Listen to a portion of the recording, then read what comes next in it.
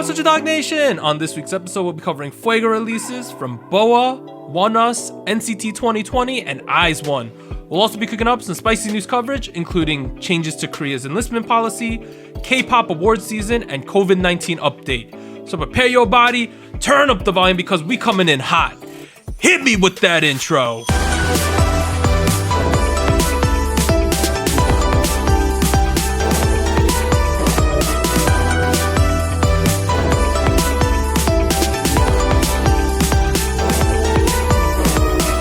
What's up, everyone? This is SojuTalk, your weekly shot at K-pop. We're coming at you with a super spicy episode 116, and we're recording on Monday, December 7th, 2020. I'm Doug, and joining me today, we got Warren. Hey, what's up, everybody? And Anita. Hello. And as a quick reminder, check out SojuTalk on your favorite podcast platform, sub to us on YouTube, and join the SojuTalk Discord and be a part of the nation. Boom. All right, announcements this week. So, first of all, big shout out. Let me get the Fuego hype train whistle ready. So, new Fiesta patron, we have OP. So he is upgraded from Fuego. But speaking of Fuego patrons, we have two this week.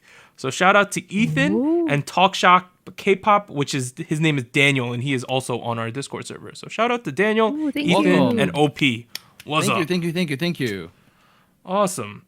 You know, they're all from all over the world too. I don't think I'm doxing. I could say the countries they're in, right? But like, we have, I'm not going to say who, but we have a Cambodian, an Australian, and a Canadian among those three.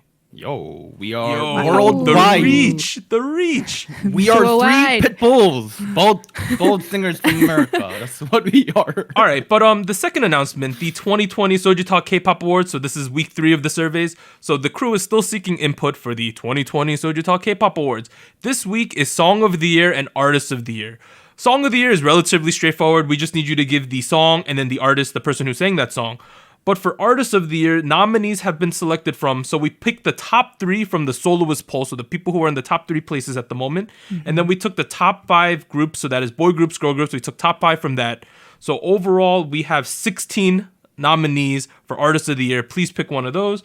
And you could find the survey in the comment section of this episode on YouTube or in the SojuTalk Awards channel on Discord. The input from the nation will serve as tiebreakers if we get stuck during our deliberations. And lastly, please try to be objective as possible and just don't put your favorite artists. All right. Okay. But we are now at part 1 of SojuTalk episode 116, where we discuss big new releases, choose a spicy song king, and hit you with the music show winners. Let's get it. All right, so big new releases this week. We're covering 4.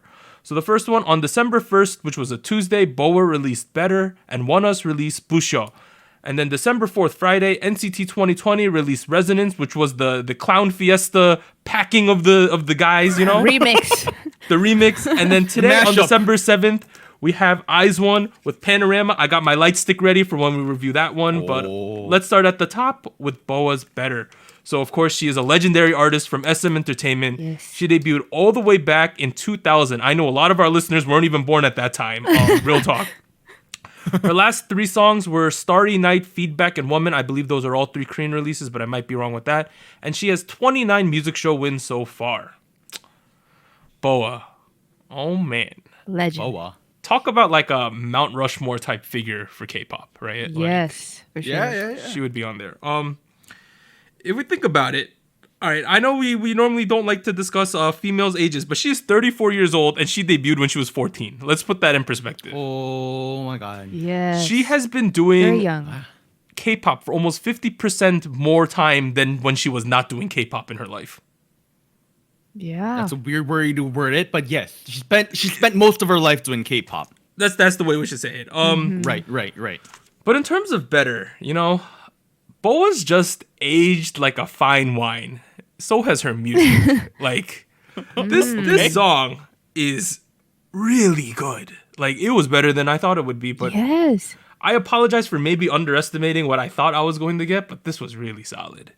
It was like very groovy, you know, like everything flowed really well. Like her like choreo, the track itself felt like it almost felt like a little bit of a mashup between like early 2000s J-pop, which was what she did. Yes. Right? A little bit. Yes, I saw that too. And then a little bit of like modern instrumentation with like the wow kind of music, like noises and like.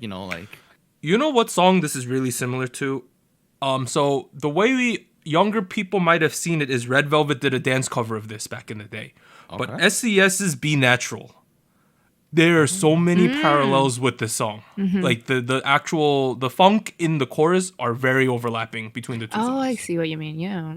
And that gives off that, as you guys said, the early 2000s R&B vibe. Clearly is what they're going for here. I also thought in the costuming, that one look where she has the blue top on with the leather jacket thing, I thought she looked like Lara Croft, Tomb Raider. Okay, I can see that. I can see that. Okay. I thought there was like a Tomb Raider concept going on a little bit. I was digging it. I'm a big Boa fan. The weird thing about me and my fandom of Boa is I might not be the biggest fan of her music, but I respect her like probably more than anyone in the industry. Some of this, if you think about some of her releases, Atlantic Princess, Girls on Top, The Shadow, Shout It Out, Only One, Valenti, and Hurricane Venus, those are all like legendary tier songs between Korea and Japan. Arguably, she has even more success in Japan if we think about it on a wider scale. Yeah, I can kind of see that. Overall, though, I don't know if there's very few other people who've done so much to improve the genre as a whole as Boa's done in the last 20 years. And what I really like about this release is that it feels very Boa, right? Like it doesn't it doesn't feel like a veteran who's trying to do something that's hot with the the rookies or whatnot. It feels like Boa improving and then further polishing what she's already good at and then expanding upon it with the modern twist. And I really like that. I thought it was really cool. She's so good. Yeah. What you guys think about the styling though? Like in general, like because like in certain scenes, I love it. I loved it too. I wasn't really sure about the blue eyeliner to be honest. Like the mascara. Oh, I don't really? know. I don't know. Like I felt like too far in that early 2000s direction. I thought it was really nice though because like we already mentioned, musically it does have that 2000s vibe, but in the outfits, I saw it too because I think a lot of like the cuts that she was using, like a lot of the patterns as well. I feel like it was very reminiscent of 2000s without seeming like it was literally trying to copy an outfit that you would see in the 2000s. It was like a more modern version of that, inspired. I also wanted to shout out like hairstyling wise, it really reminded me of her hairstyle back in the day when she was starting out with the highlights and the light brown hair. Yeah. So I really like how she's doing that homage to like her beginnings, right? Her debut and that era, that sound, and I don't know. I think it was really cool to see that throwback. This song also reminded me of Red Velvet's song Automatic. That similar sexy vibe. Yeah. Okay, I see that. Yeah, and low key, I think Automatic's like a top 3 Red Velvet song for me. Just saying. Really nice. So I'm really down for this song. So there was one dance move I liked. I'll tell you which one. So at one point, if you watched WWF growing up like your boy Dog, there was a group called Degeneration X called DX. At one point, Boa does a X chop to the crotch region. You know, that's a pure wrestling. Yeah. She does a whoop, and she just chops near the crotch. That reminded me of the wrestling move back in the day. That was one of their taunts. Just saying. I don't know where you follow me from there, but say some comments, I guess. Apparently, it's a chop to the crotch. That's kind of painful as a male. I don't know if I'd want to do that, but like, I guess that doesn't matter because Boa's not, Yeah. Overall, though, like. I feel like sometimes with very veteran artists, they're just releasing music for like the fans or just for the sake of releasing music sometimes. But with someone like Boa, she's still like, she's trying to get that bread with these types of releases, right? Yeah. And I believe this is her 10th album. Oh, man. Yeah. Nice. That's kind of crazy, isn't it? Like, you don't see a 10 album artist all the time, guys. Another thing I want to point out is, so we're going to talk about the music shows that happened this weekend, MMA and Mama in the news section. But there was a Mama tribute stage which led into her stage, and it ended with her getting what was essentially like a Lifetime Achievement Award. They had other artists cover her songs. So at the beginning, they had aespa's Winter covered one of the songs, and then I know IZ*ONE covered Atlantic Princess. Oh My Girl covered another one, and I believe G-Idol might have covered one more, something like that. And then I might be getting those mixed up a little. And then she did a dance thing with Taemin as well. Nice. So Anita, you really got to go check out this whole stage. I really do. Like, it's purely up Anita's alley, just saying. Do we have any closing thoughts about Bo's Better? Real quick, remember how earlier in the discussion I said the song has that distinct early 2000s SM vibe? Yeah. The writer behind this track is Yu Young-jin, very famous. Ah. If you don't know who that is, it's the guy that worked on songs like Sorry Sorry by Super Junior, I Got a Boy by Girls' Generation, Chocolate by Max, a whole bunch of songs from TVXQ, like I think Neurotic's in here as well. Yes. Pretty much everything. So I think that is what that is. I've been signed out of the script for some reason. Let's move on. All right, let's move on to the next song. So we have ONEUS's BBUSYEO. So they are from RBW, which is the same company as Mamamoo. They debuted in 2019. Their last 3 songs were To Be or Not To Be. Am I saying that? To Be? Oh, I did. Okay. Come Back Home, which was the one for Road to Kingdom, and then a song written easily with Zero Music Show win so far. This was a very happy song, right? Like, different. It's very different than their last 2. I wouldn't call them full releases, but their last 2 music videos at least, right? Because if we think about To Be or Not To Be and Come Back Home, they were more like gothic, dark. They were almost like vampire, some of them themed. I remember in one of the music videos, they got shot up at the end, which is a little interesting. Yes. Yep. But they were very dark red, black music videos. But now we have we opened up the color palette a lot. Right? This was a saturated, super colorful, super saturated music video. And it seemed like they were having a lot of fun. But what did you guys think of BBUSYEO? I feel like for me, I was not expecting this from them at all, based on the track record.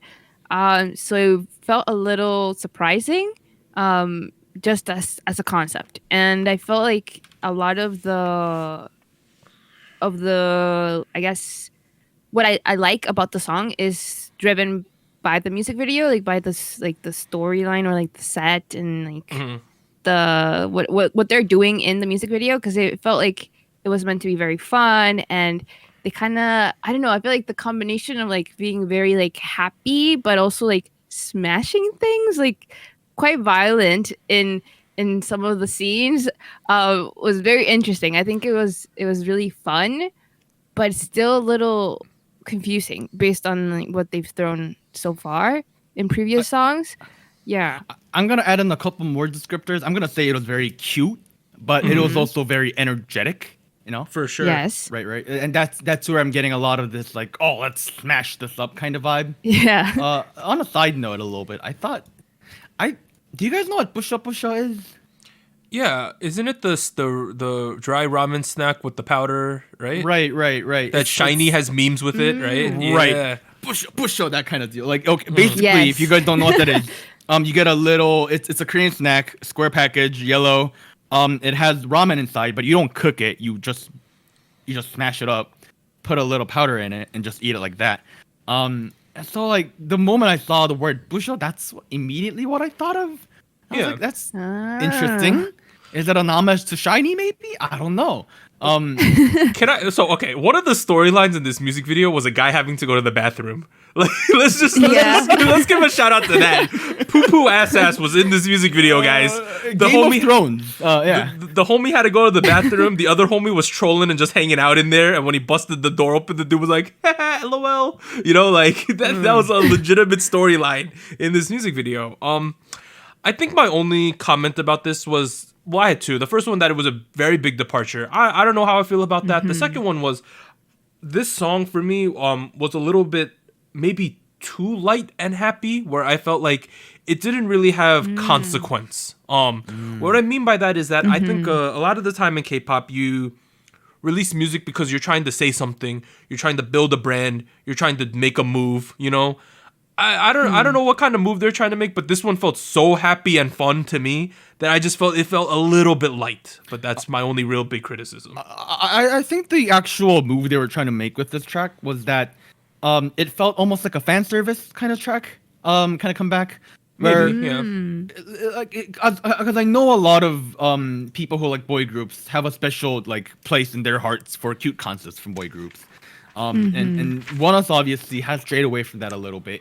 So like as a fan, sometimes I want to see a little bit of change, like sometimes I want to give a costume to the league champion that I'm playing, like you get that reference, Doug. You played League, you know what I'm talking about, what are they called? Skins. That's what. Yeah, it's almost like that, it's like a special event kind of deal. If they continue on this direction for a long time though, after this, I would be a little confused. I don't know if I'd be so confused. I'm very interested to see what they do next because they've done a lot of concepts now. I don't know if they've really decided on what ONEUS is yet. I felt that this comeback, though, was more in line with some of the more happy trolly things that Mamamoo kind of does. Because they are their label mates at RBW. I thought some parallels there. Maybe they're shifting more in that direction. Because you know how Mamamoo, their pre-release was more like that Dinga Dinga. But then when we got the title track, it was more of a sexy concept. Maybe they're shifting the more happy, cheerful, maybe a little bit trolly concept onto ONEUS. Who knows? I still really like their song Valkyrie, just saying. Anita does too, right? Anita, we love Valkyrie. It's a pretty good song. It's a pretty good song. So if you think about ONEUS, they've been around 2 years because they were one of the first songs to come out in 2019. So it's essentially 2 years now for them. I'm interested to see what they're going to do in year 3. Do you have any closing thoughts though, Anita?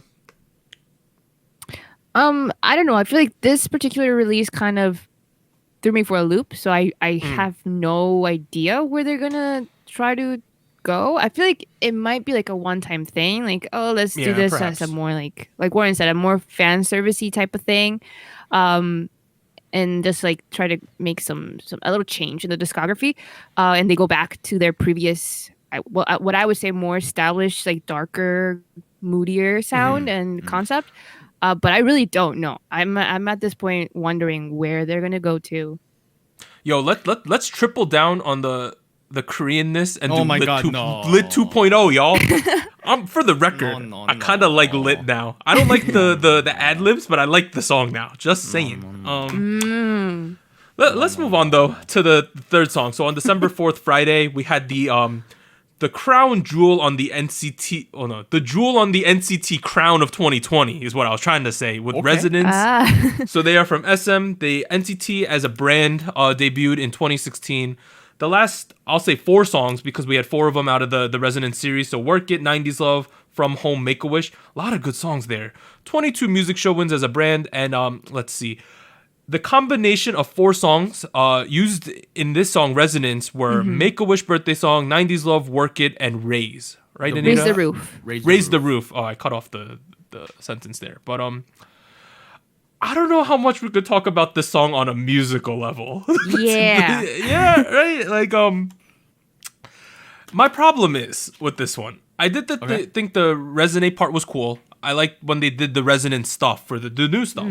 But I found myself listening to like Make-A-Wish, 90s Love, Work It, and being like, yo, they're gonna do that drop I like, right? The chorus that I know of. And then they do the Resonate stuff. And I'm like... Yeah. I get what they're trying to do, right? Because they're not it's creative, but they're not the first person or first people to ever do this, right? Like this is when I heard that they're combining different songs, I thought they were gonna either give it the shiny treatment, which is like they pull different elements. The Sherlock. Right, the Sherlock, where they pull different instrumentation and then rearrange it into another song. Where this song did more of a Travis Scott sicko mode deal, where they chopped up each track and they smashed it up together into a little hamburger. I don't know. That being said, I think clearly this is meant for the end of the year shows. Right. And as like, this is more of a performance piece than an actual song, in my opinion. Yeah. They did it at, I believe, Mama was the one where all 23 dudes. Number one, whenever they won an award, it took like 5 minutes to get everyone on the stage. Just saying. Oh no. Same thing with this music video, bro. Like, I was thinking while this music video was going, so the Resonate parts, they're all wearing the black outfits, right? I was thinking, yo, if you get Warren and I some garbage bags, put them on us with some black jeans and shove us in the back corner, you'd have no clue. Just saying, like, I'm a little hefty. Get me that hefty bag, fam. We'll be chilling in the back. I don't think anyone would notice, to be honest. I'm gonna need some stilts. I'm a little short. Warren's just gonna hide behind Johnny. We're good. No one's gonna know. Like, No one's gonna know. There's so many dudes. Let's be straight up here, That's right? true. I mean, 23 guys. I think there's a benefit from having a lot of dudes though. Like whenever they do like cool group choreography, like, It looked I was cool. like, yo, It looked really cool. that was pretty cool. Not gonna lie. Yeah. They started off with one shot, and I think it was really indicative of who they view as the hard carries of NCT as a brand. So that they started off with a shot of Mark, Taeyong, and Doyoung at the beginning. And then other people they really focused on in the music video were obviously like Johnny, Ten, Lucas. That they although this is a 23-man group, let's just say that the time on screen wasn't distributed completely equally, right? Let's be upfront about this. They're clearly pushing the favorites still. Which is fine. You have to do that. There's no way you're gonna give all 23 guys the equal amount of screen time. Overall though, I think I was more impressed with the year that NCT as a brand had this year than maybe the song itself. I'm looking at this list that I pulled up this year. So NCTU, obviously Make a Wish, From Home, 90s Love, Work It, and now Resonance. NCT 127, Kick It and Punch. NCT Dream, Riding, Wavy, Turn Back the Time, and the English version of Bad Alive. That's so much stuff to release in a year. You also have to think about that some of the members in NCT are also in Super M, so they've been doing that as well, right? Yeah. I think for me, we'll talk about this kind of stuff more in our end of the year summary video, which I believe you guys are getting in 3 weeks, something like that. I think this year is really defined by people finally living up to the hype, and specifically for me, Blackpink and NCT this year. They really delivered on the promises they've made in the past this year for me. What about you guys? I would agree to some extent because I think both of those groups released full-length albums, right? And that was something that was something that I guess solidified that, like album sales, popularity, promotions, and then I guess now with NCT wrapping things up like this. But yes, for sure, I think it's been a year of development for a lot of groups. For sure. This has been their most critical year, I think. Yeah. I think when I think about the releases they had, I think this year is the most. This year I had the most frequency, I guess, of times where I was like, I'm not sure if I like this song. And if I think about NCT, I'm thinking about like really good, really well made music. And then I realized the frequency is very high because of how many like songs they've put out. Like on a percentage wise, it's pretty much the same. Like I like a lot of the songs they put out. It's just, man, have they worked their butt off. Like it's wild. Frequency, Wild people. Wild.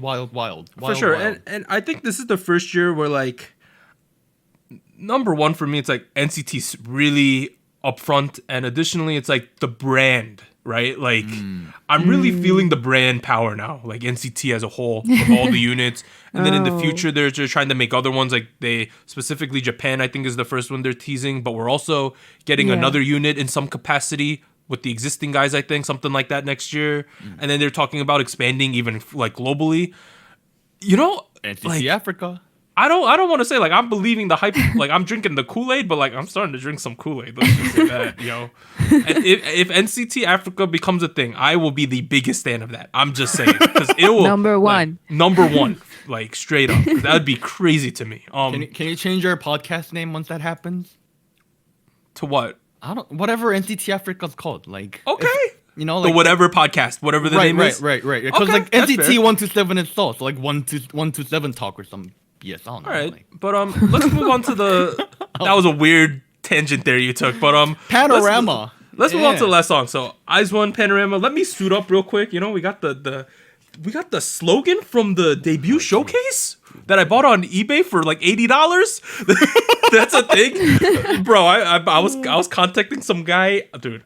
Let's just little aside. I bought the slogan from a guy, and he was messaging me from within the building, I think, during the showcase. Dang. Yeah, he listed it on his phone while he was like at the showcase or something. So that was that. And then we got the light stick that I bought in Korea. What? All right, but IZ*ONE released Panorama today, and they are from Off the Record, and they debuted in 2018 with their last 3 songs: Secret Story of the Swan, Fiesta, and Violetta. 21 music show win so far. IZ*ONE's 4th EP, One Reeler, surpassed 190,000 copies on Hanto in the first day of release, With their 3 releases of 2020, IZ*ONE has now passed over 1 million copies sold on Hanto this year. Wow. It's a lot of albums. That's a lot of albums. And I looked it up. They are the highest selling girl group on Hanto this year, specifically. I know Blackpink passed 1 million on Gaon, but on Hanto, Blackpink's album is at the end of November was still at 750,000. So IZ*ONE is on top of them. They are the number 1 selling girl group on Hanto specifically. Dang. Crazy town. That's crazy, yeah. Yeah. Who would have thought that? But let's talk about Panorama right now. I think this is a certified 10 out of 10 grade A banger, y'all. This is we've totally redeemed ourselves from Secret Story of the Swan, y'all. I would agree. I would agree with that. It really feels like to me, La Vie en Rose, Violetta, Fiesta, all kind of, the same concept. We had that trilogy going on. Right. The Flower Trilogy. Secret Story of the Swan, we kind of went in a different direction. People were a little bit lukewarm, even though we had good album sales. And then we're right back on track with Panorama. Yeah, I would say so too. Sound-wise. Sound-wise, this is very similar to the first 3, right? Yeah. Yes. All right, what do you guys think of Panorama before I fanboy out more? I think, yes, for sure, the sound was very much in line with what I like. And I think for me, my favorite part as far as the instrumental, it happened to be like a part right before the pre-chorus. Something about the beat was really nice. But for me, the highlight of this comeback is the music video. And I know there's some differing opinions. And we'll get into that, but I think it's so the styling for IZ*ONE from the beginning has been so good. I love everything they're wearing, the makeup, the hair. I just think they do very, very smart decisions with each member. And shout out to the outfits they wear. They have a very like Dolce & Gabbana type of vibes. Very nice. Very nice. Right. You touched on like 5 different topics there. Let's break it down a little bit, one by one. I'm in the opposite boat. For the music video? For the music video. I think so. I agree with you on the styling. Let's just say that. Okay. I think they all looked amazing. I think Eunbi has a reverse Samson thing where they cut her hair and now she's more powerful than ever before. So reverse Samson on that. Although, Warren and I simp over short hair, so that's a thing. Let's just say that. That being said, for me, my big issue with the music video is that, well, it's twofold. Number one, there are so many cuts in this music video. There's one part, I want y'all to go watch this. There's a part in the first chorus where, who is it? Yuri sings and then Yujin sings, right? There's 11 cuts in 8 seconds. I looked it up. Damn, that's a lot of cuts. That's a lot. It's not even so the music video, I compared it to the latest Twice release in terms of what they're doing, just to see, am I crazy? Am I over exaggerating? The Twice music video also has a decent amount of cuts, but the difference is they're just different angles of the same shot, right? Different perspectives. The way they cut those 11 times, it's completely different things.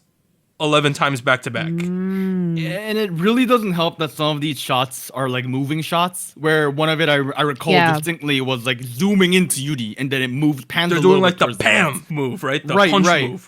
I was like, whoa, like hold it, like too much visual stimuli. They hold almost all the choreo shots less than 3 counts. I'm not saying 3 seconds. I'm saying like 1, 2, 3. Like less than 3 counts. Almost all of the choreo shots. And that leads into my second criticism of the music video is that I feel like IZ*ONE, we've had a really strong consistency of having memorable dance moves or like movements in our music videos. Yeah. Violetta, we got the salt sprinkling, the ooh doo doo doo doo. Violetta, we had like hand movements. Fiesta, we had the dab type move at certain points. Secret Story, this one we had a lot of swan crap going on. We had that too. With this music video, other than like the cuffling panorama thing, I really felt like after watching the music video, I was like, they did a lot of cool moves, but none of them were like sticking to me that hard. I think a part of it goes back to what you said about the music video, right? Because the music video has so much throwing in your face, it's always like constantly maxing out with like everything, and you end up a little with, frantic. Frantic was the word I was saying. Yeah. That being said, I watched the live stage. it was good. Like I want to. Okay. I'm gonna wait till I get the Inkigayo or Music Bank 8K widescreen steady shot where I can watch the choreo and then I'll make decisions on the choreo. Because honestly, from watching the music video, it's kind of a little bit hard for me to make a hard judgment on whether I really like the choreo or not. That being said, let me give out some superlatives while we're here. The duck herself, Yena, destroyed this comeback. I agree. Strongly monstrous. The duck has gained so much confidence out of nowhere. That one time where she does the head isolation part, her little break in the middle, was the killing part of the entire music video for me. That was the best part. It was next level. Other kids that really stuck out to me, I thought it was the trinity of Yena, Yujin, and Eunbi were the real three standouts. I thought Eunbi absolutely demolishes the chorus. I think it's crazy. And then they gave Yujin a lot of focus this time, including the scenes where she's dancing in the theater on the stage. Yeah. A lot of one-shots of her. So those were my standouts. Do you guys have anything else to say? Or do you want me to say also, more shout out to Sakura with her pink hair. I thought that was it pretty was cool. very nice. Very nice. I never really got to talk about the song, actually. Oh, yeah, Warren. Yeah. I'm sorry. I'm very excited about this one, clearly. Yeah, not really that happy, to be frank. Oh. I was waiting for that right moment. But like, I think I'll give you. I'll start with the positive. I liked it better than Fiesta. I'll give you that. What? Okay. I liked it better than Fiesta, but I still think there's too much going on, both visually and acoustically. Like, it's just a complete 3-minute nonstop. I'm so disappointed. Marathon run where the full speed, and marathons you're supposed to take your pace. I just feel like they haven't fully they're always very busy with their arrangement, convoluted a little bit. And I'm like, okay, my mind is not able to process all of this. Maybe I'm a boomer. I don't know. It's just... Bro, you have two little wrinkles in your brain, fam. I'm just telling you straight up, bro. I don't know, man. Man. I mean, I was kind of it was song is okay. I don't think it's amazing, but I like it. Bro. I don't hate it. I don't dislike it. I don't love it. You get where I'm coming from. I don't. I really don't. I have a clear tier list of my IZ*ONE tracks. Okay. I think, of course, Lavia and Rose is my favorite, easily. Fair. And then after that, Violetta. And then after that, this. Okay. Fair? And then is it... Oh, okay. Is it Secret Story of the Swan and then Fiesta, or is it the opposite? I don't really know between those two. Okay. For me, I kind of have Secret Story of the Swan in the basement. And then I have... Then I have the other four, and it really alternates on my how I feel that day, which one I like the best. Some other things, I felt like Yujin has matured a lot in the past year. I don't know, if you think about it, she's 17 years old still. Wonyoung is 16. That Starship Future group is going to be crazy, right? I low key, the second time I was watching the music video, I was not really paying that much attention to it, and I was like, there wasn't who was that person? I don't recognize that person. I had to replay it a little bit, and I was like, oh, god dang, that's Yujin. Oh man, yo, An Deng Deng grew up so much this year. It's nuts. Not a puppy anymore. She a wolf. In terms of vocals, though, so IZ*ONE has a distinct style clearly now. If it wasn't obvious before, I think that the vocal line of Eunbi, Yujin, Yuri, and Chaewon really fit the style well, is what IZ*ONE's trying to do with their music. Those are the four vocalists that get featured the most on the chorus. But lastly, I just want to say, who the F made Hitomi cry? Who made Hitomi cry? Oh, yeah. They could come get these hands. Yo, I'm telling you. Let me know who made Hitomi cry. They will get some layeth of the hands. Let's just say that. I will be let it known that I voted for Hitomi several times during Produce. Let's go. It's either one of you guys, not me. Lastly, although I normally don't listen to B-sides, I listen to it for IZ*ONE. The other two songs I really like are Misense. I butchered that. It's in French. Sorry. It's the first track on the album. It is a Misense or something. I don't know. And lastly, the other one is Sequence, and there's already a dance video of that online as well. So go check out that. Island felt like a J-pop track. I remember it that. really did. I will agree with that. Oh. But Panorama, I mean, if we're being realistic, we don't got all the time in the world with IZ*ONE. I think we can expect like 2 releases. I've been very satisfied up until this point. Hashtag IZ*ONE forever. Just saying. But the other release this week that we did not include is The Boys. They released a 3rd anniversary / Christmas song called Christmassy. Yeah, we don't really cover holiday songs. Just saying. Additionally, I have a quick question about The Boys. Okay. Have you, yes? Are they the ones in the McDelivery commercial on YouTube? Yeah. Yeah, I Yes, guess so. they do something that's with them. McDonald's. Yes. Okay, because I keep seeing a McDelivery commercial and I Yeah. see an idol. And I'm like, I think that's The Boys. I'm not sure. All right. Well, shout out to Kevin. I think He's my it's them, favorite yes. member of the Shout Boys. out to McDelivery and The Boys. So I'm gonna talk about a little bit of a change in the pod right here. Oh. So going forward, the crew is only going to be covering 4 songs a week, like unless there's extreme circumstances, like let's say 5 top tier groups come out, right? Then maybe we'll cover 5, but by and large we will cover a maximum of 4 songs. And our patrons in the Discord, specifically our Fuego and Fiesta patrons, will vote if it's ever not clear what the 4 songs should be. And we will cover those 4 songs. So blame them if we do not cover all the songs we want. Please do not. Just shifting the blame, you know. But we are now at Please do not. Spice King. So Spice King is a segment where each week the crew will decide which song reigns supreme. So the Soju chart will be evaluated in terms of song quality, spice, and listener fatigue. And songs that place number 1 on the Soju chart will be declared this week's Spice King. And songs that win Spice King 3 times in a row, well, not even 3 times in a row, just 3 times period, will gain entry into the Hall of Spice and be removed from the Soju chart, and that has consequence this week. Oh, that's true. That's Sure true. does. So the Soju chart from episode 115 was NCTU's 90s Love, picked up its 2nd crown, so now it is in contention for Hall of Spice. In Hypen's debut with Give and Taken took 2nd place, and then Kai's picked up 3rd place. But of course, the 4 candidates this week are BoA's Better, ONEUS's BBUSYEO, NCT's Resonance, and IZ*ONE's Panorama. All right. Okay. Still can't believe you shifted the blame onto people who give us money. Saying, putting it out there. You know, Wild man. Sometimes you All gotta. right, I'm gonna go first today because I feel like I'm gonna go first. Oh goodness. My rankings. I have the OG BoA on number 1. Ooh. Okay. Ooh, nice. Just nice. you know, gotta give the respect. Gotta respect to the OGs.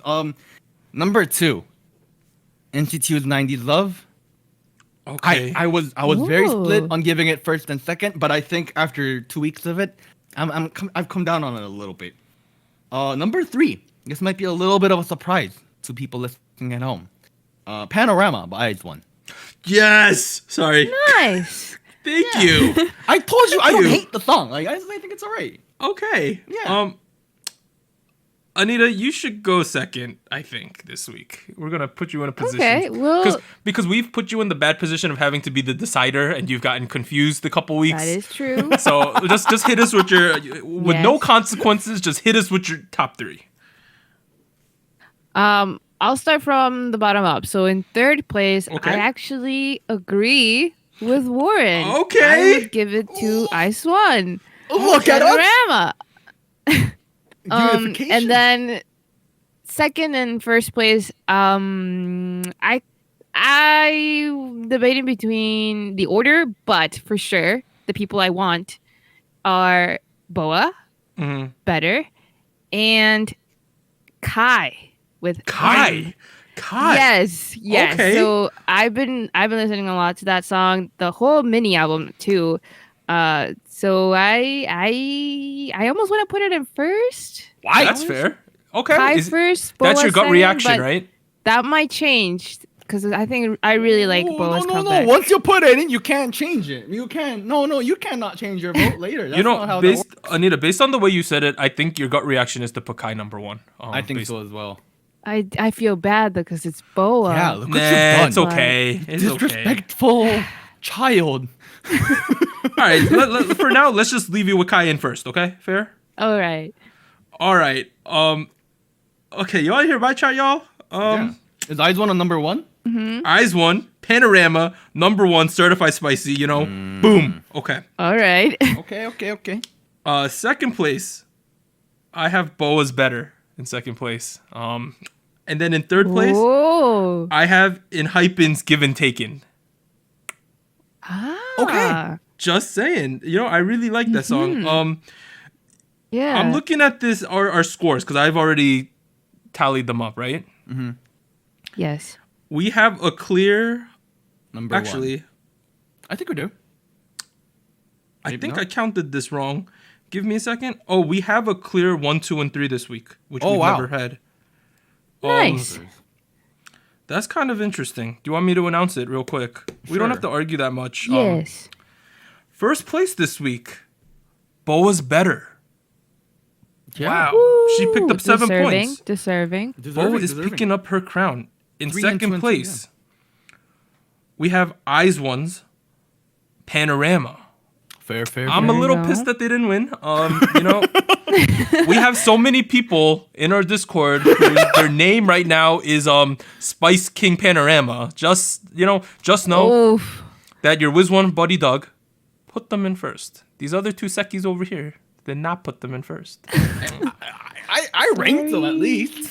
You know? Like, And in third place, man, because of her impactful voting, Kai's comes in third place with 3 points. Yay! There we go. oh, man. Wow. I should have voted strategically. I should have put 90s Love in first. Yeah, you're the only person who had Shout out to 90s Love 90s this Love. week. You know, Interesting. number first last week. What, Anita? What happened? I thought you and I formed the Boa NCT came United out. Love Party. Traitor. I do. I still really do like the song. But Boa came out. Shout out to Boa. Shout out to Respect the her whole OGs. album. Yeah. Yeah. Respect the OGs. Respect the OGs, but you put her on second.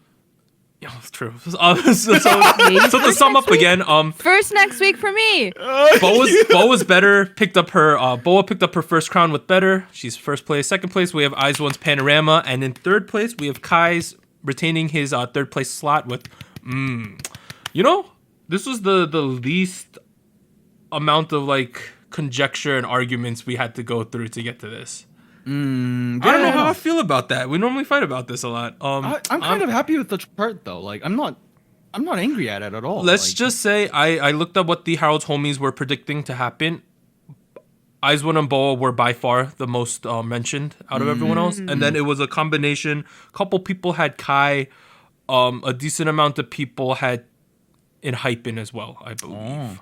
And then a couple still had 90s Love in the mix as well. So those were the 5 songs, but we picked our 3 out of those. Okay. But, okay. Pretty good. all right. Shout outs to the people in Discord with the names. But Yeah. love They you guys. ain't gonna be happy because number 1, you didn't love this song, and number 2, it didn't get first. Just it is what it is though. I But, think it'll give her. I think compared to the treatment I gave Fiesta, this is very very green light. True. Very. But we are now as show winners. Anita, hit us with them. All right. So, unfortunately, on the show champion and Amp Countdown, there was no broadcast or winner due to COVID-19. But on Friday, Music Bank, BTS Dynamite had his 26th win. They just keep And then going. the following day, Saturday on Show Music Core, and Sunday on Inkigayo, BTS's Life Goes On also had some wins. So they're up to 4 total wins for that promotion. Nice. And with 119 wins and counting, BTS Crazy. now has the most music show wins in the history of K-pop across just 12 title tracks. Oh my goodness. The remaining 5 include EXO. They have 117 wins as EXO proper, but if you group in their solos and subunits, it's 131. So it depends on how you view the scale, really. Twice is in third with 112. Girls' Generation, SNSD, has 100 wins, and Big Bang has 87. So that is your top 5. 119. Wow. 119. That's so Cool. many wins. Yeah. But we are now at the end of part 1 of SojuTalk 116. If you are listening to the audio version, sit tight. And if you're on YouTube, head over to the episode 116 part 2 video. We'll be back after a short break. 3, 2, 1.